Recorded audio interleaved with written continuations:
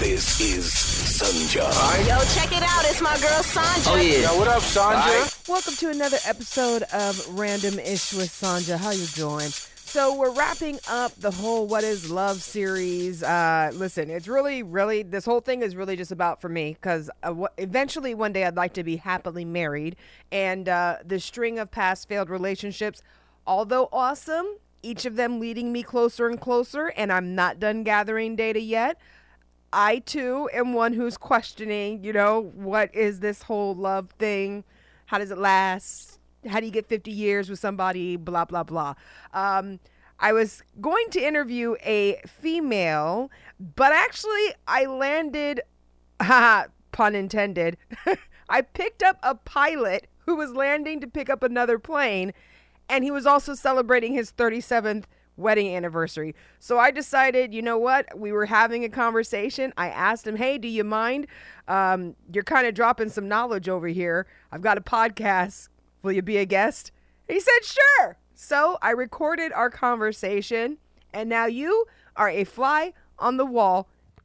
Answers here, because single people talking about being married doesn't always make the most sense. No, You know what I'm saying? So. well, let's say teachers. Let's say If you can't do, you teach it. yeah. So that's, and I guess that's a little bit kind of too, like with what I've got going on, is because I haven't been married yet, and I know one day I will be, but it's very important to me to kind of like not be a statistic, So I kind of am asking a lot of questions. I'm doing things way differently than how I did as a kid, where I think that when you're younger, you totally are just like, it could be like whirlwind or just hormones or just, Yeah, a lot of them is. Yeah, right? So you just said that you are celebrating your anniversary. So how many years? 37. Oh my God, so 37 years. That is amazeballs. But here's the thing. I want to get to a silver anniversary, and I'm kind of like, well, first of all, I need to live to like 140 in order for this to happen. You know what I mean? It's getting a little late in the game there, sweetie, for me to experience that. But it sounds like you're kind of on track to being able to experience that. That's so cool. So how did you and your wife, and here's my mom calling me, how did you and your wife meet? She had her boyfriend there with her. We'd have both been probably maybe 20. Something wow. like that, maybe 19, 20. Yeah. And she had her boyfriend with her, and I had a girl there with me, but she was a neighbor friend. Yeah. And we were playing pool. Her boyfriend told her to stay away from me because I was trouble. Shut up. Did he know you already? No, never met him. Just saw. Oh. And so anyway, I graduate and come home that summer, and she graduated in 3 years. Okay, so she's School smart. teacher. Nice. And she was babysitting for her sister and her brother-in-law that I was raised with. They lived out back at their parents' house in a trailer, and they had a swimming pool. And so I'd go out and hang out at the pool. Well, the first time I was out there, I saw her. She was taking care of Jan, her niece, and she's floating on a raft. And I said, hey, you want to go out tonight? And she said yes. And she called and canceled her date that night. I called and canceled mine. And 6 months later, we were married. Shut the front door. Yeah. Oh my! I It would have been cannot. earlier. She'd tell you it would have been earlier, but her father was a judge and trying to get all the people that thought they had to be there and stuff, because it's supposed to be about us, but it wasn't about us. Oh You know what I mean? my That gosh! was it. So, did you know right away? Is it like, okay, so the electricity, obviously, that when you saw her, so what, like, wait, I am so just like, wow, right? I'm blown away. So did you have like, was it a feeling in your chest? Was it a feeling in your head? Like, what did you feel when you first laid eyes on her in the pool? I don't know if there was a feeling there yet, okay, but I knew I wanted to go out with her bad, and I wanted to go out with her more than I wanted to go out with the other girl. Wow. You know what I'm saying? Yeah. Don't know why. Can't tell you why. It was just a No feeling. idea. Just and I mean, that was it. We were together after that, straight on. That was it. So. And I did a lot of dating. Right. And she knew it. And Right. See, we were rival schools. Oh my in gosh. high school. Oh my And she gosh. was a cheerleader. Oh my And gosh. of course, I was the quarterback. Oh my God. And we never met each other. You guys do not have that story. And every year, while she was growing up, and of course while I was there, back in that day, we used to have what's called bonfires. Yep. Okay, you've heard of those? Yep. We'd stack up tires and all this stuff to light on fire. Well, they would put a uniform picture of me, or thing of me on top of theirs and burn me. That's the truth. Yeah. And so it was just sort of neat. That is so funny. It really is sort of funny. That is really like it's so. It just everything you're saying is so like it seems that even though you guys had no clue while it was happening, after the fact, you can go back and you can kind of see the little breadcrumbs of there was obviously greater forces at play with you guys. She told me later on that through all the family outings, like when people in the family get married and stuff like that, I would be at those and she wouldn't be there. Oh and my her gosh. sister was telling her all the time, saying, "Hey, you need to come meet Harry. Oh he my likes to gosh. dance. He likes to carry on and have a good time." And she would stay home watching Cincinnati Reds. Right. Oh my gosh. This story is so perfect, right up my alley with the questions, because it does seem to be, I always am mentioning, especially with right now, how the divorce rates are so freaking high. And I'm just like, I feel like they're only high because people are marrying the wrong people, like from jump, you know? I don't know that. I would say it's because they're selfish. Oh. Explain. I think I know where you're going with this, but Well, go ahead and elaborate. I mean, you can't. And it's probably your generation and the generation right after me.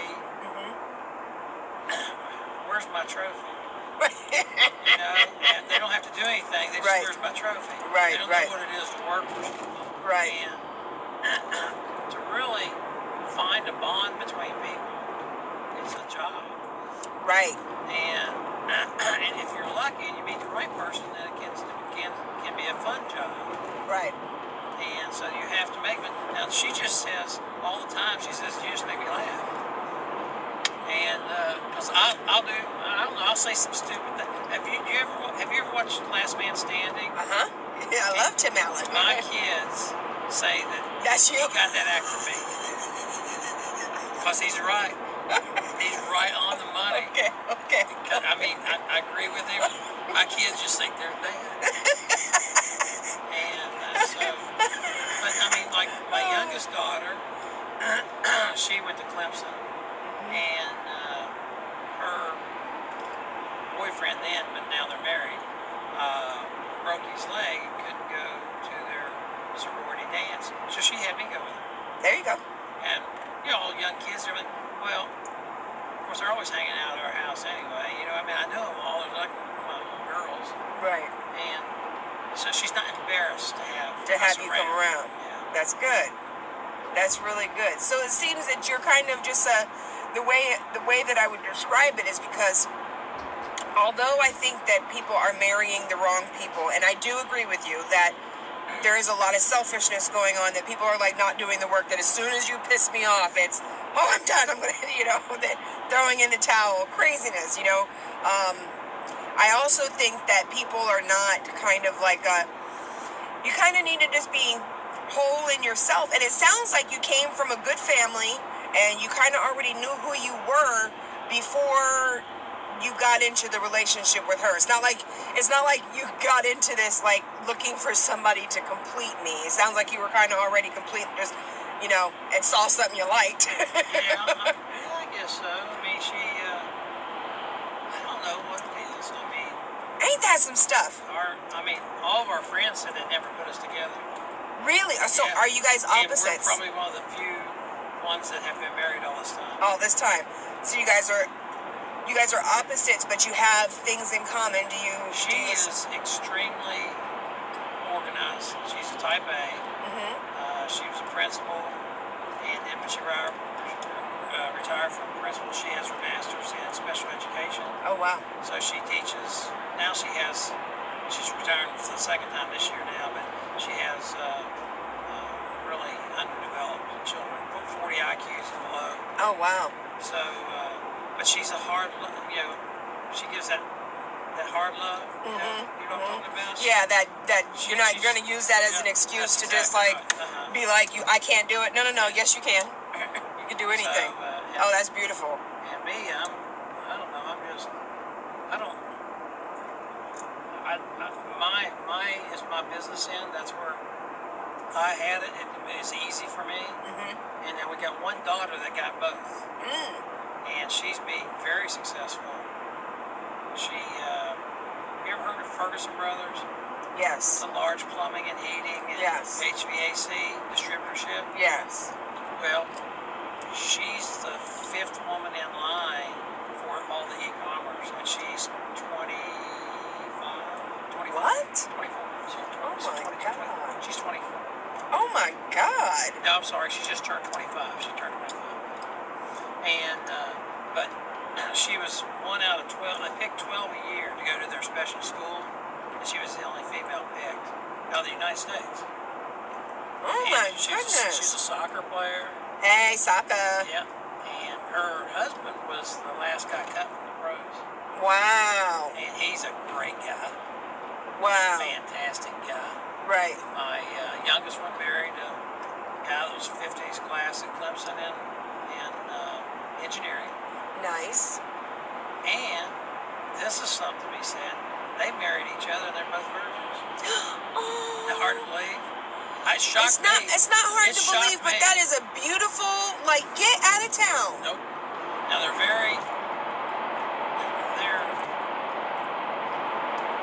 have strong faith, okay? Right. His father's a preacher, but yet he'll have a beer with you and everything too, you know? Yeah. Gets up with these friends, these buddies, but they're both, we'll give you an idea, we had the wedding this summer, they had 14 bridesmaids and 14 groomsmen.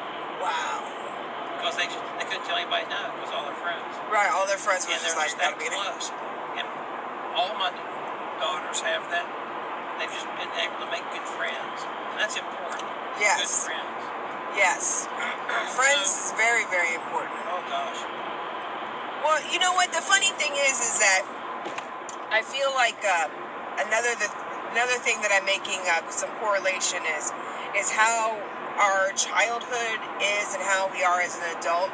And of course, you know, it doesn't mean if you've had a bad childhood or, you know, lots of opportunities that you have to use your brain to soothe yourself. It doesn't mean that you're doomed for a horrible adult life.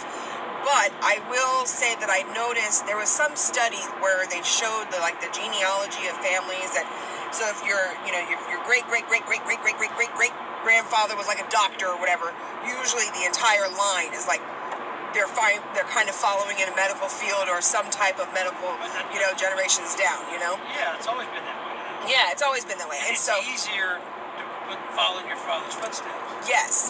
But for people who have not necessarily been given the best or easiest foundation, you know, I don't want to, because sometimes I feel like you're at a disadvantage. Like if you haven't seen a wonderful relationship, or if your parents weren't like loving and kind people, then you're kind of at a disadvantage, you know what I mean? And you're more than likely going to partner up with a partner who's kind of... You have to educate yourself. Exactly. So that's where... And education is just not about math. No, it's really not. But here's the one thing that I noticed, and see, I'm 61, so you about half my age. Oh, that's so cute. I appreciate that. Only 20 years, but thank you. When I was growing up, the strongest families were the black families. Right. And now they're the And weakest. now they're not. And now it's not. And I firmly believe, and you say the black family or white family, because I live in Appalachia, or coal country, which is very poor. Right. And the families that don't do well is when the fathers aren't in the home. True. I don't care what race it is, it don't matter. Yep. No, it really doesn't. And because, let me tell you, a boy when he's about 13, 14 years old eats crap. Yeah. And that's where he has to learn how to treat a woman. Right. And if he's not learning that, and if he sees his mother go out with a different man every night, that's the way he thinks he's supposed to act. Right. Right. And they don't get it either.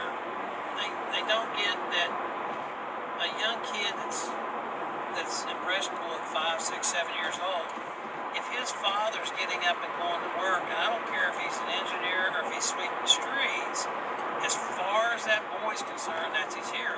Yep. It doesn't matter. Nope. But it's the consistency of going and making your own way. And that's the biggest problem we have nationally. I don't even think you should.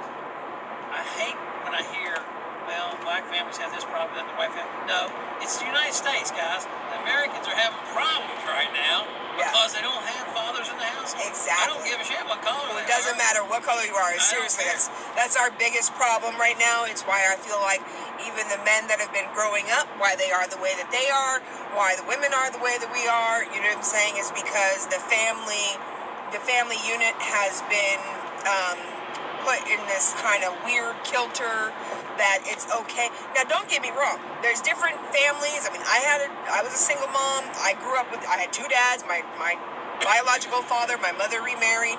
I just think that it's important. And then my daughter has a child now. And the thing is, what's interesting is that I wish and I hope, and I know she hopes, that they do stay together. They've got this whole high school sweethearts thing going on. Yeah. But in watching them together, I'm explaining to her that a lot of the issues that they have is because, number one, she saw me fiercely independent. So she's a fiercely independent female, but she's very loving, which is good. However, her boyfriend doesn't have a good relationship with his mother or his father. So when they're dealing with their issues, stuff comes up a lot. You know what I mean? And they throw it. Oh my gosh! And you can't do that. You can't be do that. vindictive. You can't be vindictive. You can't do that. You have to, in order for someone to trust that what you say is right, then you have to also trust when they say something's right, and you have to be able to say, right, I've been thinking about that. That's right. That's exactly what we ought to do. Yeah. And it's like the biggest thing to learn about a woman, the single biggest thing I can give any man. A man, it's in our blood that we want to fix things. Hello. It's just natural. Isn't it natural? That's natural as can be. Yep. When a woman comes to you with a problem she doesn't want it fixed, she wants you to listen to her. And because we'll cut you off and try to fix the problem. Right away. And I don't want you to fix it. I want you to listen to it. I just want That's you all to I want listen. you to do. Just listen to it. Exactly. And if they get that out of the way, the person learn that.